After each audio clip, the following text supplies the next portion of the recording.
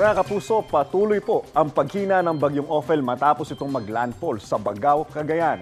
Mula sa pagiging super typhoon, isa na po ito ngayong typhoon, ang bagyong Ophel, at mamayang hapon po ay posibleng lumabas na ito ng Philippine Air Responsibility pero maaaring pumasok ulit at maglandfall at tatawin po nito ang Taiwan ngayong weekend. Sa weekend din ito, inaasahang magla-landfall ang bagyong Pipito at posibleng tumama ang bagyo sa eastern coast o kaya naman po sa Central at Southern Luzon ayon po yan sa Pag-asa. Ibig sabihin, maaaring sa Aurora, Quezon, Catanduanes, Camarines Provinces, Albay o Sorsogon po ang landfall bandang Sabado ng gabi o Linggo ng madaling araw. At dahil po sa tinatawag na area of uncertainty, mga kapuso, anumang pagbabago sa kilos ng bagyong Pipito, panorte man o patibog, inaasahan pong hahagupitin din ng nasabing bagyo ang Northern Luzon at ang Eastern Visayas. Mga kapuso, ngayong mga oras na ito ay nasa karagatan pa po ang bagyong Pipito, kaya anumang oras ay nanatili po ang tsansa nito lumakas pa bilang isang super typhoon. Manatili pong tumutok sa mga weather update at maging alerto po sa paligid. Posibleng lumabas